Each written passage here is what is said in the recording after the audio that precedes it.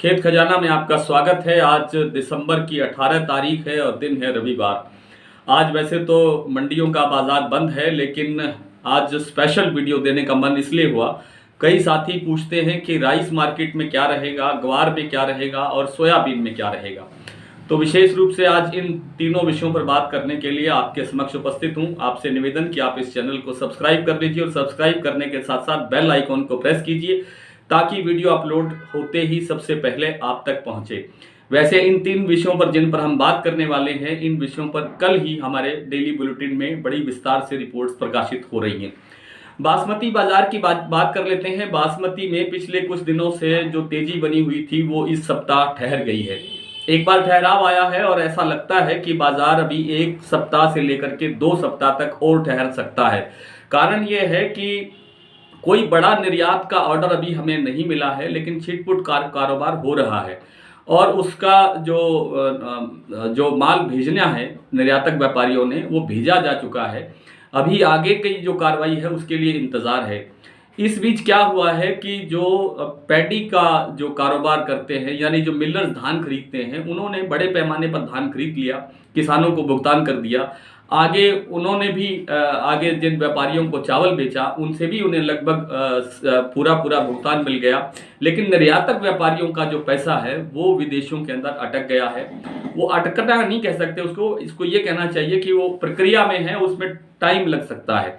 लेकिन उस कारण से नकदी का जो प्रवाह रुका है उससे बाजार एक बार ठहराव में आया है। मंदी की कोई गुंजाइश नहीं है जब आपके अड़ोसी पड़ोसी देशों के पास बासमती का उत्पादन लगभग शून्य है या उनको अपनी घरेलू ज़रूरतें पूरा करने के लिए ही नाकाफ़ी है। और जो भारत का बासमती है वो वैसे भी विश्वविख्यात है और इसकी जो मांग है वो निरंतर बनी रहती है। इस साल निर्यात में सुधार होने की प्रबल गुंजाइश है, तो आप बासमती को लेकर के बिल्कुल निश्चिंत रहें। बासमती के धान में भी कमजोरी नहीं है, मंदा नहीं है, और बासमती चावल के बाजार में भी मंदा नहीं है। पहली बार लग रहा है कि जो 1401 है उसने 1121 को पीछे छोड़ दिया है। हमेशा 1121 का जो भाव है वो आगे रहता है। इस बार 1401 है वो 4400 से लेकर के 4450 रुपए तक बिक रहा है। ट्रेडिशनल बासमती 6300 से ऊपर बिक रहा है। इसी तरह जो 1718 है वो भी 4200 के आसपास के स्तर पर बना हुआ है। बात कर लेते हैं ग्वार की। तो ग्वार पिछले दिनों में एक बार जो थोड़ा सा तेजी का माहौल बना था उसमें ठहराव आ गया। उसके पीछे कारण क्या है कि वायदा बाजार का हम जो हाजिर बाजार है वो अनुसरण करता है और वायदा में इन दिनों उठापटक चल रही है। बाजार दबाया जा रहा है या दब रहा है, ये इसके अपने कारण हो सकते हैं। लेकिन हमारी अभी जैसे कन्हैयालाल चांडक जी से और जो दूसरे विशेषज्ञ हैं उनसे बात होती है तो वो कहते हैं कि 35-37 हज़ार की जो दैनिक आवक है उसके आधार पर लगता नहीं है कि बाजार अधिक दिन दबाव झेलेगा और बाजार को 15 दिन में, 10 दिन में, 20 दिन में उठना ही पड़ेगा। और ग्वार के जो उत्पादन है उसको 60-65 लाख बोरी मानते हैं। इस बार सब लोग ही अभी ये मानने लगे हैं कि इतना ही उत्पादन होगा।